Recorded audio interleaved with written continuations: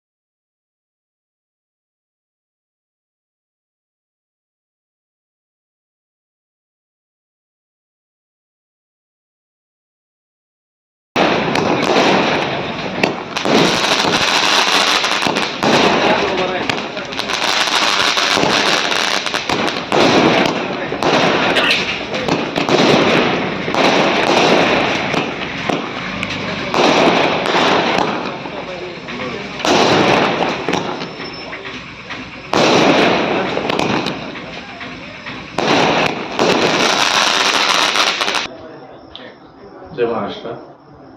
आज गौडगाव येथे लोक कल्याण ग्रामीण बिगर शेती सरकारी पतसंस्था मर्यादित यांच्या वतीनं आज गौडगाव येथे सर्व ग्रामस्थांच्या वतीने सत्कार समारंभासाठी मी आज इथे उपस्थित राहिलो होतो। अत्यंत कमी कालावधीमध्ये प्रचंड जनसमुदायांनी इथल्या नागरिकांनी मला शुभेच्छा दिल्या। लोकसभा युवा सेना अध्यक्ष म्हणून माझी पक्षाने निवड केली, त्यामुळे हा सत्कार समारंभ इथं आयोजित केला होता। त्याबद्दल मी सर्व आयोजकांचे, इथल्या नागरिकांचे, पक्षातील पदाधिकाऱ्यांचे, इथल्या सर्व ग्रामपंचायत सदस्य असतील, सरपंच असतील, आजी माजी सर्व यांचे मी आभार व्यक्त करतो।